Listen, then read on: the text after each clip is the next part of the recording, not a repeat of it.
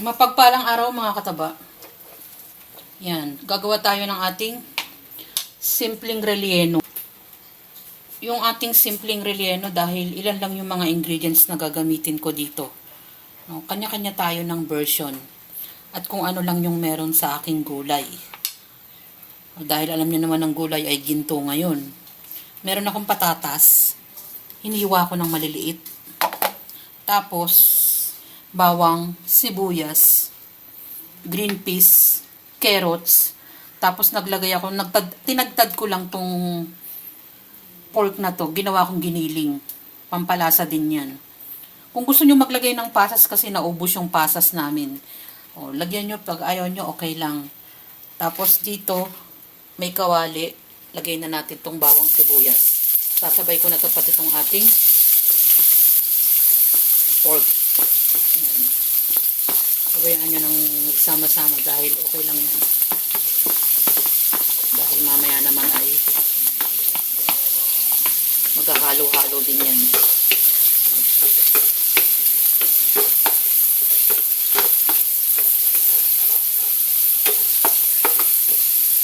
Habang ginigisa natin yung ilang ingredients na yan, dito naman, ako na yung nag-debone nitong ating bangus. Hindi masyadong malaki to.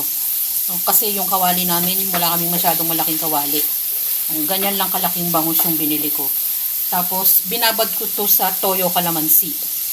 Tapos, yung minimension ko, ito naman, natanggalan ko na ng tinik. Panigurado, meron pa yan. Lalabas din yan maya-maya pag ginigisa ko na. Tapos, yung ating hinimay-himay ko na rin to. No, nilagyan ko lang to ng hot water. No, hindi ko yan basta na lang pinakuluan. Hot water lang para hindi masyadong matrabaho. Kasi yung laman naman ng isda, madali lang naman malagas yun. Basta't nalagyan mo ng mainit na tubig. Yan. Tapos isama na natin tong ating hinimay na isda. Ayan. Nilagay ko kasi ito sa freezer. Kaya yan. Piniprepare ko. Yan, may lumalabas ng tinik.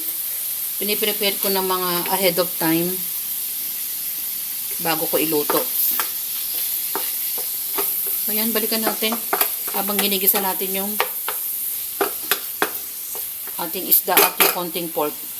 Ating to sabay-sabay. Patatas.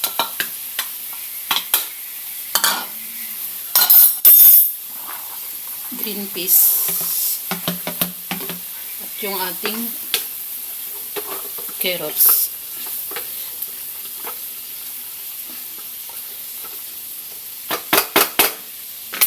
Pampalasa. Salt.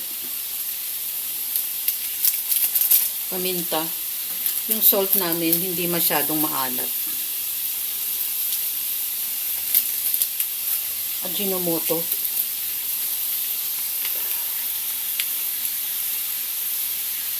Oyster sauce.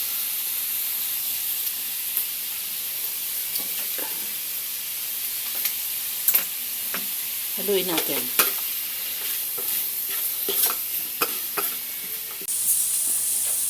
Yan. Palamigin lang natin ng konti. Tinikman ko siya, masarap na. Palamigin natin ng konti bago natin ilagay sa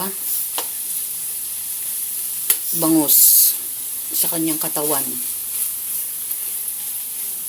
At irolol, magbubudbud lang ako ng konting harina para hindi masyadong matalsik yung ating bangus. Ayan, halos paluto na yan. Palamigin ko lang ng konti bago ko lagyan ng palaman. Nalagyan ko na ng palaman. Yan. Tapos, tinahi ko to mga kataba. Hindi ko na ipinakita yung paglalagay ng palaman, pagtatahi, at binudburan ko ng harina. Kasi baka abutin tayo ng 10 years. No? At lagi kong sinasabi, baka makatulog kayo sa tagal. Matrabaho kasi itong relleno. Pero sulit naman pag yung pagkatapos ng kanyang result. Meron na ako ditong kawali. Ayan yung minimension ko na wala kami masyadong malaking kawali.